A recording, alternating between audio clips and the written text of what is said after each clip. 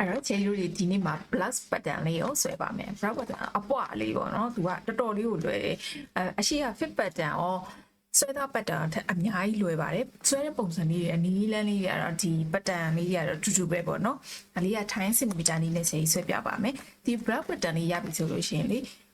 မြောင်းဝဲအင်ဂျီလေးတွေဆွဲရင်လည်းအဆင်ပြေပါတယ်အဲ့တော့ချေလူတွေစပြီးတော့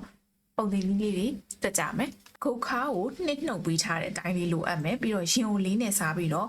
5 cm ပေါင်းထားတာလေးကိုချယ်ရီကိုတွက်ထားပေးရမယ်အဲ့ဒါလေးကအရှိချမ်းအနောက်ချမ်းတော့ဖြစ်မယ်ပေါ့နော်ခါအတိုင်းကျတော့သူကမလို့တွက်เสียမလို့ဘာလို့ဆိုရင်အစားလေးအပေါင်း5 cm ကြီးရှားတဲ့တန်ဖိုးပဲသူကတဲ့ပဲပြန်ပြီးတော့မြင်းဖြောင်းပြန်ချမှာဖြစ်တဲ့ကြောင့်ခါအတိုင်းလေးမလို့ပခုံးကကြတော့ပခုံးကိုနှစ်နဲ့စားပြီးတော့တစ်ပေါင်းထားတဲ့တန်ဖိုးလေးကိုတွက်ထားပေးရပါမယ်အဲ့ဒါအရှိချမ်းရဲ့တန်ဖိုးအတွက်ကောနောက်ချမ်းရဲ့တန်ဖိုးအတွက်ကိုဖြစ်မယ်ပေါ့နော် level ရဲ့ level လေးကိုကြတော့6နဲ့စားထားတဲ့တန်ဖိုးလေးကိုချယ်ရီတွက်ထားပေးရမယ်အဲ့ဒါအောင်မှ3ပုံမှာဖြစ်တဲ့ကြောင့်3နဲ့ပြန်စားပေးထားရမယ်အဲ့တော့ချယ်ရီတို့တွေပတ်တန်လေးစားဆွဲပါမယ်အဲ့ဒီအပေါ်မြင်ကနေပြီးတော့အောက်ကို10 cm လောက်နေရာလောက်ကနေပြီးတော့မြင်းဖြောင်လေးဆွဲထားလိုက်ပါမယ်နော်ဒီနားလေးကနေတစ်ဖြက်ဒီနားလေးကတစ်ဖြက်ပြီးတော့အလယ်လောက်ကနေပြီးတော့တစ်ဖြက်ဆွဲမယ်အလယ်လောက်ကနေပြီးတော့တစ်ဖြက်မှတ်လိုက်ပါမယ်ပြီးတော့စာရက်ကအစုံလေးကနေပြီးတော့တစ်ဖြက်မှတ်လိုက်ပါမယ်ဒီမှတ်ထားတာလေးကိုမြင်းဖြောင်လေးဆက်ပါမယ်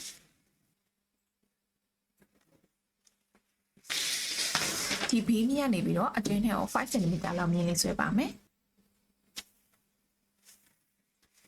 ဘက်ပြီးကိုလည်း5 cm လောက်မြင်းလေးဆွဲလိုက်မယ်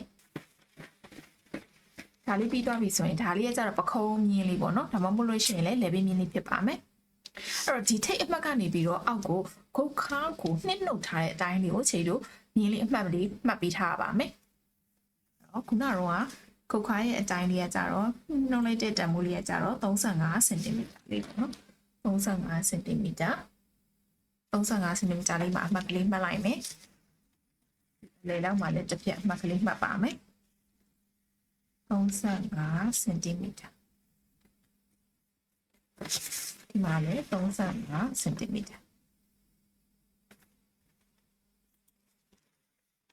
ဒီမှတ်ထားတဲ့နည်းလေးကနေပြီးတော့မြင်းဖြောင်လေးဆွဲပါမယ်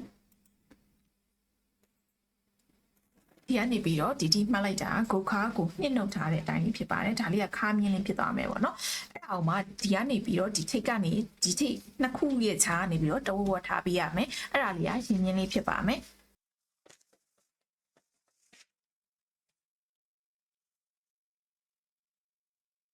ဒါလေးကရင်မြင်းလေးရသွားပါမယ်ရင်မြင်းလေးရသွားပြီဆိုရင်ပခုံးနဲ့ရင်မြင်းနဲ့ခြားတဲ့မြင်းလေးကိုတဝက်ဝက်ပေးပါမယ်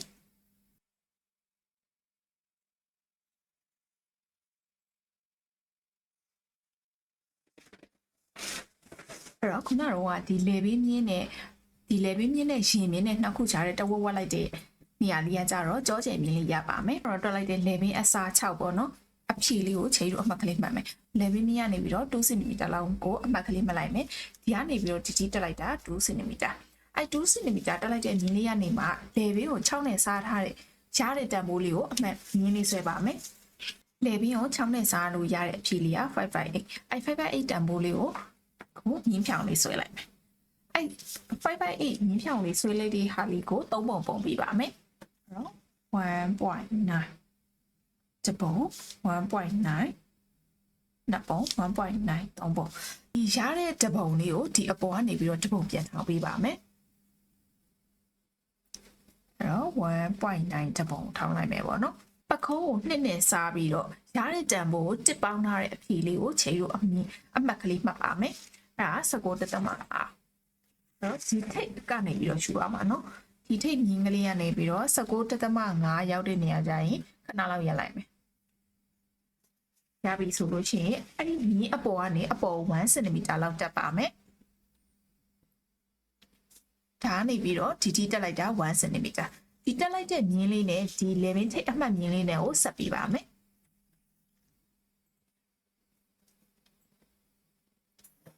ဒီလိုလေးဆက်လိုက်ပြီဆိုရင်ဒါလေးကပခုံးမြင်းလေးရသွားမယ်ပေါ့နော်ဒီပခုံးမြင်းအမှတ်ကလေးကိုလည်းချယ်ရီကိုအတိုင်းလေးကိုမှတ်ထားပေးရပါမယ်ဘာလို့ဆိုတော့အနောက်ချမ်းနဲ့အရှေ့ချမ်းနဲ့အတူတူပဲဆိုတော့လေနောက်ချမ်းဆွဲပြီးသွားပြီဆိုလို့ရှိရင်ချယ်ရီကိုအရှေ့ချမ်းမှာပြန်ပြီးတော့ဆွဲရမှာဖြစ်တဲ့ကြောင့်မလို့ပါ အဲ့တော့ဒီကနေပြီးတော့ဒီမိုက်တာချေလို့14.5ပေါ့နော်ဒါလေးကိုခဏလောက်မှတ်ထားမယ်ချေလို့အခုဆွဲနေရလေးကနောက်ချမ်းလေးဖြစ်ပါတယ်ရှင်ကိုလေးနဲ့စားပြီးတော့5 cm ပေါင်းထားတဲ့တန်ဖိုးလေးကိုချေလို့ဒီရင်မြင့်မှတ်ကလေးမှာမှတ်လိုက်ပါမယ်အဲ့ဒါ26ပေါ့နော်26 cm ဆိုဒီနားလောက်ကြာ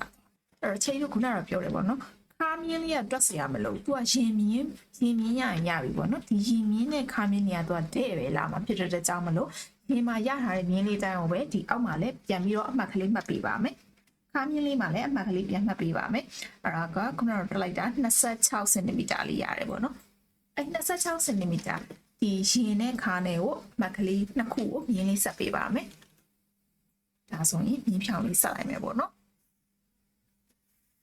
အဲ့ဒါဆိုလို့ရှိရင်ခြေတို့ဒီဂျိုင်းလေးဝိုက်ဖို့ပဲကျန်တော့မယ်နောက်ချမ်းလေးอ่ะအဲ့တော့ဂျိုင်းလေးကိုဘယ်လိုဝေါ့မလဲဆိုတော့ဒီခုနက1 cm တက်လိုက်တဲ့မြင်းလေးနဲ့အောက်ကိုဒီကြောကျယ်မြင်းလေးနဲ့ကိုတစ်ဆက်သေးမြင်းဖြောင်လေးဆွဲလိုက်ပါမယ်ဒီလိုလေးဆွဲလိုက်မယ်မြင်းဖြောင်လေးဆွဲလိုက်ပြီဆိုလို့ရှိရင်ဒီမြင်းဖြောင်လေးကနေအတွင်းထဲကို 0.5 လေးဝင်ပေးပါမယ်ဒီကနေပြီးတော့အထဲကိုဝင်လိုက်တာ 0.5 cmအဲ့ 0.5 cm ဝင်လိုက်တဲ့မြင်းလေးနဲ့ခုနကတော့ဒီထိတ်အမှတ်မြင်းလေးနဲ့ကိုဆက်ပေးပါမယ်အဒီလိုလေးရသွားပြီပေါ့နော်ဒီရသွားပြီဆိုလို့ရှိရင်ဒီကြောကျယ်မြင်းလေးနဲ့ရှင်မြင်းလေးနဲ့ဒီနှစ်ခုကိုကြတော့ပေကွေးလေးနဲ့ဝိုက်ပေးပါမယ်ဒီလိုမျိုးလေးထောင်ပြီးတော့ဝိုက်လိုက်မယ်ပေါ့နော်ဒီကြတဲ့နေရာလေးပေါ့နော်ဒီဒိုင်းကကြတော့လေချိန်ပြီးတော့ပြန်ညှိမှဖြစ်တဲ့အကြောင်းမလို့လေအဆင်ပြေတယ်ပေါ့နော်ဒီဒိုင်းလေးဝဲလိုက်လို့ရပါတယ်လိုလေးရသွားပြီဆိုဒီနေရာလေးတွေကိုကြတော့နည်းနည်းလေးပြန်ပြီးတော့ဖြည့်ပြီးတော့ဆွဲပြီးလိုက်ရမှာပေါ့နော်ဒီတောင်ချုံကြီးတိုင်းဆိုလို့ရှိရင်လက်ကလုံးဝမလှအောင်လေနော်အဲ့တော့ဒါဆိုလို့ရှိရင်ခြေတို့နောက်ချမ်းလေးရသွားပါပြီအဲ့လိုခြေတို့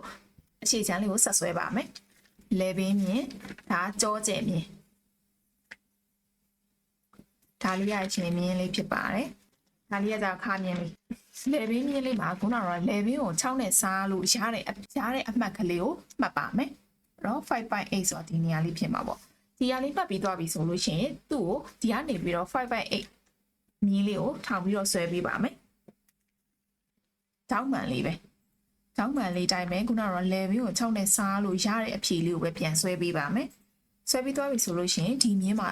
3ပုံပေးပါမယ်3နဲ့စားပြီးတော့ဆို 1.9 double 1.9 နှစ်ပုံ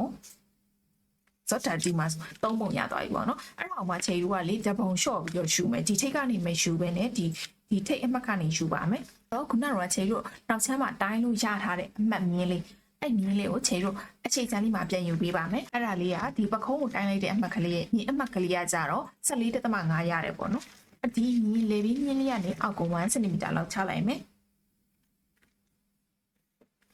ဒီ1 cm ချလိုက်တဲ့မြင်းလေးနဲ့ခုနက 14.5 ရတဲ့မြင်းလေးအမှတ်ကလေးရအောင်မှတ်လိုက်မယ်ပေါ့နော်ဒီထိတ်တပုံကနေပြီးတော့ 14.5 ရတဲ့နေရာလေးဒါဆိုရင် 14.5 ဒီနားလောက်ဖြစ်မယ်ပေါ့နော်ဒီနားလောက်ဖြစ်မယ်ဆိုတော့ဒီမြင်းအမှတ်ကလေးနဲ့ဒီထိတ်အမှတ်ကလေးနဲ့ကိုဆက်ပေးပါမယ်ဒါဆိုရင်အရှိချမ်းရဲ့ပခုံးလေးရသွားတယ်နောက်ပြီးဆိုတော့ဒီမြင်းအမှတ်ကလေးကိုမှတ်ပါမယ်ရှင်မြင်းကြတော့လေအရှိချမ်းတဲ့နောက်ထပ်နဲ့အတူတူပဲရှင်ကိုလေးနဲ့စားပြီးတော့5 cm ပေါင်းထားတဲ့အဖြေလေးကိုခြေရိုးရှင်မြင်းလေးမှာအတိုင်းလေးမှတ်ပေးပါမယ်အဲ့တော့ရှင်မြင်းမှာ26 cm လေးကိုမှတ်လိုက်ပြီးတော့ပြီဆိုလို့ရှင်ရင်းနဲ့ခါနဲ့အတူတူပဲဖြစ်တဲ့ကြောင့်ခါမြင်းမှာလည်းရှင်ကိုလေးနဲ့စားပြီးတော့5 cm ပေါင်းထားတဲ့အဖြေလေးကိုပဲမှတ်ပေးပါမယ်အဲ့တော့ဒီအမှတ်ကလေးနှစ်ခုကိုမြင်းဖြောင်လေးဆွဲလိုက်ပါမယ်အဲ့လိုမြင်းဖြောင်လေးရသွားပြီဆိုလို့ရှိရင်ခြေတို့ဂျိုင်းလေးဝိုက်မယ်ပေါ့နော်ဂျိုင်းလေးဝိုက်မယ်ဆိုလို့ရှိရင်ခုနကတော့ဒီထိတ်ပခုံးအထိတ်အမှတ်ကလေးနဲ့ဒီကြောကျယ်မြင်းလေးနဲ့ကိုမြင်းဖြောင်လေးဆွဲပေးပါမယ်လိုလေးဆွဲလိုက်မယ်ပေါ့နော်ဆွဲပြီးသွားပြီဆိုလို့ရှိရင်ဒီမြင်းကနေပြီးတော့အတွင်းထဲကို1 cm လောက်ဝင်ပေးပါမယ်1 cm ဝင်ပြီးသွားပြီဆိုလို့ရှိရင်ဒီထိတ်အမှတ်ကလေးနဲ့1 cm မြင်းအမှတ်ကလေးနဲ့ကိုဆက်ပြီးတော့ဆွဲလိုက်မယ်လိုလေးရသွားပြီပေါ့နော်ရသွားပြီဆိုလို့ရှိရင်ဒီကြောကျယ်မြင်းအမှတ်ကလေးရဲ့ဒီရင်မြင်းအမှတ်ကလေးရဲ့နှစ်ခုကိုပေကွေးလေးနဲ့ဝိုက်ပါမယ်ဒီလိုလေးဆွဲလိုက်ပါမယ်လောက်ပတ်တန်လေးရဲ့အရှိချမ်းလေးရသွားပါပြီအဲဆိုခြေတို့လက်ပတ်တန်လေးဆွဲဖို့ပဲကြံတော့မှာပေါ့နော်လက်ပတ်တန်ကိုဘယ်လိုဆွဲမလဲဆိုတော့ခြေတို့ဂျိုင်းအရင်ညှိပါမယ်ဘလောက်ပတ်တန်ဆိုတော့သူအပွားဖြစ်တဲ့အတွက်ကြောင့်မလို့လေသူအပေါင်းမာကြီးပဲပေါ့နော်နှုတ်တာမရှိဘူးအဲ့တော့မူရင်းချိုင်းခြေတို့ရတဲ့မူရင်းချိုင်းကို10 cm ထပ်ပေါင်းပါမယ်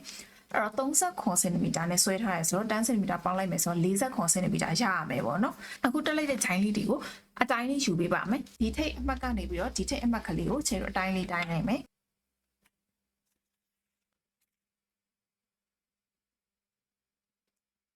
21 cm တော့ခြေတို့အရှိချမ်းလေးက21 cm ဂျိုင်းအတိုင်းလေးရပါမယ်အဲ့တော့နောက်ချမ်းလေးကိုလည်းအတိုင်းလေးယူလိုက်မယ်ပေါ့နော်ဒီထိတ်အမှတ်ကနေပြီးတော့ဒီထိတ်အမှတ်ကလေးနှစ်ခုကိုပေတံလေးပြုတ်လေးနဲ့တိုင်လိုက်ပါမယ်22 cm အဲ့နောက်ချမ်းလေးကိုတိုင်လိုက်တာကြတော့22 cm လေးရပါတယ်ဖေလို့လိုချင်တာ40 cm ပေါ့နော်ဒီနှစ်ခုကိုပေါင်းလိုက်တဲ့အခါမှာ43 cm ပဲရှိတယ်ဖေလို့လိုချင်တာက40ဖြစ်တဲ့ကြောင့်အများကြီးกว่าနေရပေါ့နော်အဲ့တော့ခြေကိုအချိုင်းကိုအများကြီးထည့်ပေးရမယ်4 cm တော့กว่าနေရပေါ့နော်ခြေတို့ပြန်နှုတ်လိုက်တာခြေတို့လိုချင်တာက40 cmသူရလာတဲ့မြင်းလေးကကြတော့43 cm ဖြစ်တဲ့ကြောင့်မလို့4 cm တော့กว่าနေဒီ4 cm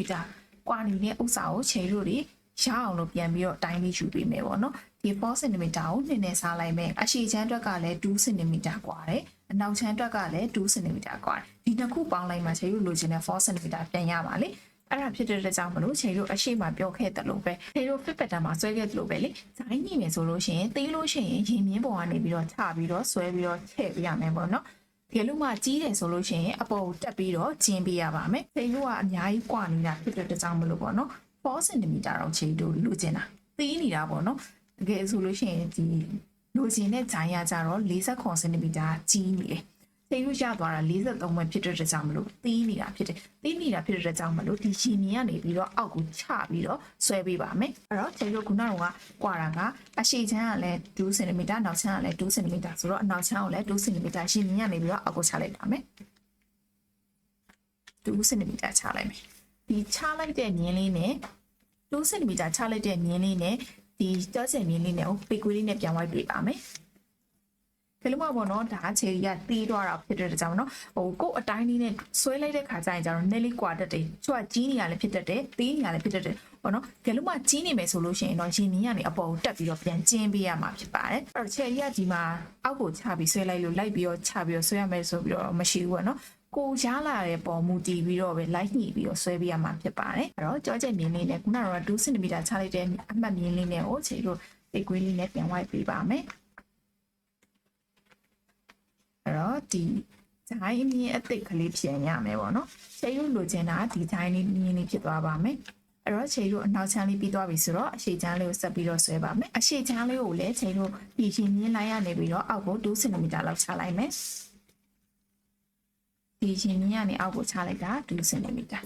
2 cm ချလိုက်တဲ့မြင်းလေးနဲ့ဒီကြောကျယ်မြင်းလေးနဲ့ကိုပေကွေးလေးနဲ့ပြန်ဝိုက်ပေးပါမယ်ဇိုင်းတစ်ကလေးပြန်ရမယ်ပေါ့နော်ဇိုင်းမြင်းလေးကတော့လေဒီလိုပဲကိုလိုချင်တဲ့ပုံစံလေးပြန်ညှိယူရပါတယ်ဒီလိုမျိုးလေးဇိုင်းလေးကိုပြန်ပြီးတော့ချဲ့လိုက်ပါမယ်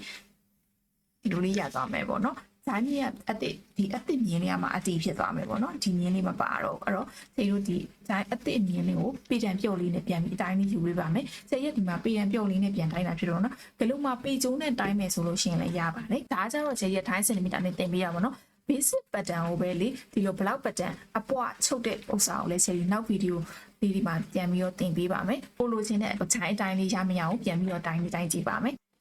ဟောအသစ်ဖြစ်သွားတဲ့ဇိုင်းလေးဇိုင်းရဲ့အတိုင်းလေးကကြတော့20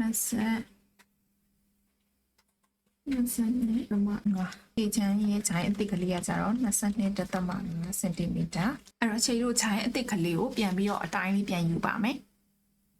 တိုင်းလေးပြင်ယူလိုက်မယ်ဆိုတော့ဒီမှာ24 cm ရအနောက်ချမ်းလေးက24 cm ခြေတို့ပေါင်းလိုက်တဲ့အခါမှာ46.5 cm ပေါ့နော်ခြေတို့လိုချင်တဲ့ဂျိုင်းတိုင်းလေးကကျတော့40ဆိုတော့ကျတော့5လောက်ပဲကွာတာဆိုတော့ခြေဒီတိုင်းထားလိုက်မယ်ပေါ့နော်ဒီလိုမှ5ကွာတဲ့ဟာကိုမကြိုက်သေးဘူးပေါ့နော်တကယ်လို့မှအတိဖြစ်ချင်တယ်ဆိုလို့ရှိရင်တော့ဒီ 0.5 လေးကို2နဲ့စားမယ်2နဲ့စားပြီးတော့မှ 0.25 လေးကိုအောက်ကိုထပ်ချပေးမယ်ဆိုပြီးတော့ပြန်ဆွဲရင်လည်းရပါတယ်ခြေရကြဒီတိုင်းလေး 0.5 လောက်လေးကအဆင်ပြေကြဒီတိုင်းလေးပဲထားလိုက်မယ်ပေါ့နော်အဲ့တော့ခြေတို့လက်ပတ်တန်လေးဆွဲပါမယ်အဲ့တော့ခြေတို့တွေလက်ပတ်တန်လေးဆွဲမယ်ပေါ့နော်ဂျိုင်းရကြတော့အရှိချိုင်းကိုကြတော့တင်းနှုတ်ပြီးတော့လေးနဲ့ပြန်စားပေးထားရမယ်အနောက်ချိုင်းကိုကြတော့တင်းနှုတ်ပြီးတော့ 3နှစ်ပြန်စားပေးထားတာပါမယ်ပြီးတော့လက်ရှိပေါ့လက်ရှိကကျတော့ချယ်ရီလေး fit pattern တို့အရှိရဗီဒီယိုလေးမှာချယ်ရီလက်ရှိလက်စကားတွေဆွဲပြီးသွားပြီဆိုတော့လေချယ်ရီဒီဗီဒီယိုလေးမှာကျတော့လေလက်အတူလေးဆွဲလိုက်မယ်ပေါ့နော်လက်အတူ16 cm ဆွဲတဲ့ကြောင့်လက်ဝါလေးလိုက်ပြောင်းသွားမယ်29 cm လေးနဲ့ဆွဲပါမယ်အဲ့တော့ချယ်ရီဒီအတိုင်းလေးတွက်ပြီးသွားပြီဆိုလို့ရှိရင်ဒါတို့လေမြင်းလေးဆွဲပါမယ်ဒီဆောက်ရွက်ကလေးရဲ့အလေလောက်နားလောက်ကနေပြီးတော့ချယ်ရီမြင်းဖြောင်းလေးတစ်ချောင်းလောက်ဆွဲထားလိုက်ပါမယ်ချယ်ရီလက်အချီကကြတော့လေ16 cm ပဲယူမှာဆိုတော့ဒီထိတ်ကနေပြီးတော့16 cm လောက်နေရာလေးမှာအမှတ်ကလေးမှတ်လိုက်ပါမယ်16နေရာလေးမှာအမှတ်ကလေးမှတ်လိုက်မယ်ဒီကနေပြီးတော့ဒီယူလိုက်တာကြတော့16 cm စေတို့ကတိုင်ရကြတော့လေအပွားပတ်တန်ဖြစ်တဲ့အတွက်ကြောင့်မလို့ပေါ့နော်နည်းနည်းလေးတော့ကြီးပြီးပြင်မယ်ဆိုတော့17 cm ဒါမှမဟုတ်12 cm လောက်လက်တိုင်လေးကိုထောင်လိုက်ပါမယ်ဒီထိတ်ကနေပြီးတော့အောက်ကိုခြေရ17လောက်ပဲယူလိုက်မယ်ပေါ့နော်17 cm လောက်ကနေပြီးတော့ဒီအဖြောင်လေးဆွဲပါမယ်ဒီဆွဲလိုက်တဲ့မြင်းလေးကြတော့လက်ရုံးဝမြင်းလေးရပါမယ်ဒီလိုလေးဆွဲလိုက်မယ်ဆွဲလိုက်ပြီးပြီဆိုလို့ရှိရင်ဒါလေးကအနောက်ချမ်းလေးဖြစ်မယ်ဒါလေးကအရှိချမ်းလေးရပါမယ်အဲ့တော့ခုနကအနောက်ချမ်းလေးရဲ့တွက်လိုက်တဲ့24ကိုတင်းနှုတ်ထားတဲ့အတိုင်းလေးဒီထိတ်တိုင်ရနေပြီးတော့သူ23 cm ကြားတဲ့နေရာလေးမှာရက်လိုက်ပါမယ်ဒီထိတ်ခုနကတိုင်ထိုင်လိုက်တာဒီကနေပြီးတော့ဒီက17 cm ဒီထိတ်ကနေပြီးတော့23 cm ကြားတဲ့နေရာလေးမှာရက်လိုက်ပါမယ်ဒီကကြတော့လေစိုက်အပွားဖြစ်တဲ့တော့တိုင်းတိုင်လေးကကြီးမယ်ပေါ့နော်23 cm လေးရောက်တဲ့နေရာလေးမှာရင်းလေးတစ်ဖြတ်ဖြတ်လိုက်ပြီးတော့ဆွဲလိုက်မယ်အဲ့တော့အရှိချမ်းကိုလည်းအဲ့လိုပဲပြူရှားတဲ့တံမိုးလေးကိုပြန်ပြီးတော့ရင်းလေးဆွဲလိုက်ပါမယ်21.5 21.5ဆိုတော့ဒီနေရာလောက်ဖြစ်မယ်ပေါ့နော်ဒီနေရာလောက်လေးမှာစေရိုမြင်းလေးဒီလိုလေးဆွဲလိုက်မယ်ဒီလိုလေးရသွားပြီဆိုလို့ရှိရင်ဆယ်ရီကိုဒီအရှိချမ်းလေးကို4ပုံပုံပေးထားပါဒီဟာလေးကိုကြတော့3ပုံပုံပေးထားပါဟော 5.3 ဆိုတော့ဒီမှာဒီလိုလေး3ပုံလေးပုံပေးထားပါနောက်ဒီနောက်ချမ်းလေးကိုကြတော့ဒီနောက်ချမ်းလေးကို3ပုံလေးပုံမယ်တော့ 7.6 ဒီထိတ်ကနေပြီးတော့ဒီပထမဆုံးတစ်ပုံကနေပြီးတော့အပေါ် 1.5 cm လေးတက်ပါမယ်ဒီကနေပြီးတော့ဒီတက်လိုက်တာ1.5 cmဒီမြေဒုတိယတစ်ပုံကနေပြီးတော့အောက်ကို1 cm လောက်ချလိုက်ပါမယ်ဒီကနေပြီးတော့ဒီချလိုက်တဲ့1 cm ပြီးတော့ဒီနောက်ဆုံးတစ်ပုံလေးကိုကြတော့အတွင်းထဲကို 0.7 လောက်လေးကိုချပေးပါမယ်ဒီကနေပြီးချလိုက်တာ 0.7 လေးအဲ့ဒါလေးကိုခြေလို့ပိတ်ကလေးနဲ့ white ပါမယ်အဲ့တော့ခြေလို့ white လို့လွယ်အောင်လို့လေဒီထိတ်မြင်းလေးကိုကြတော့ဒီဘက်ကို 0.5 လောက်ဆွဲလိုက်မယ်ဒီဘက်ကို 0.5 လောက်အရင်ဒီလိုမြင်းလေးရှာထားလိုက်မယ်ပေါ့နော်အဲ့တော့ခြေလို့တွေဒီထိတ်မြင်းလေးကိုကြတော့ဒီဘက်ကို 0.5 ဒီဘက်ကို 0.5 လေးမြင်းအဖြောင်လေးမြင်းဆွဲထားလိုက်မယ်ပြီးပြီဆိုလို့ရှိရင်ဒီထိတ်မြင်းလေးနဲ့ဒါလေးနဲ့ဒီ1 cm ချလိုက်တဲ့အမှတ်ကလေးနဲ့အဲ့3ခုကိုပေကွေးလေးနဲ့ white ပါမယ်ရအောင်လို့ white ကမယ်ပေါ့နော်ဒီကိလို့မှကိုကတစ်ဖြတ်ထဲမဝိုက်နိုင်ဘူးဆိုလို့ရှိရင်ဒီကနေပြီးတော့ဒီကြီးတစ်ခုတစ်ဖြတ်ဖြတ်မယ်ပြီးရင်ဒီကနေပြီးတော့ဒီကြီးတစ်ခုကိုနှစ်ဖြတ်ဖြတ်ပြီးတော့ဝိုက်လေးရပါတယ်ကျတော့ဝိုက်လို့ရမလားလို့အရင်ရှာကြည့်လိုက်မယ်ပေါ့နော်နော်ချေရောဒီမှာကျတော့ရတယ်ဆိုတော့ဒီလိုလေးပဲဝိုက်လိုက်မယ်ဒီမျိုးလေးချသွားပြီဆိုလို့ရှိရင်နော်ဒီလိုဝိုက်ကလေးရသွားပြီဆိုလို့ရှိရင်ဒီ1 cm ချထားတဲ့အမှတ်ကလေးရဲ့ 0.7 ချထားတဲ့အမှတ်ကလေးရဲ့ဒီအမှတ်ကလေးရဲ့အတုံးခုကိုပီကွီလေးနဲ့ပြန်ထောင်းပြီးတော့ဝိုက်ပေးပါမယ်ဆိုရင်ဒါလေးပြီးသွားပြီအရှိချမ်းလေးပြီးသွားပြီပေါ့နော်အရှိချမ်းလေးပြီးသွားပြီဆိုရင်အနောက်ချမ်းလေးကကြတော့ဒီပထမဆုံးတစ်ပုံကကြတော့အပေါ် 1.2 လေးတက်ပါမယ်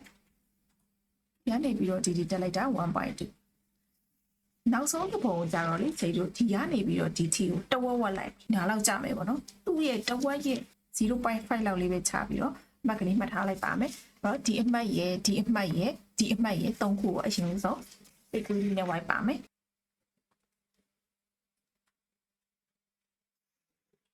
ဒီလိုလေးရတယ်ဒါလေးပြီးပြီဆိုရင်ဒီအမှတ်ကလေးရဲ့ 0.5 ချလိုက်တဲ့အမှတ်ကလေးရဲ့ဒီအမှတ်ကလေးရဲ့3ခုကိုပိတ်ကွင်းလေးနဲ့ပြောင်းလိုက်ပါမယ်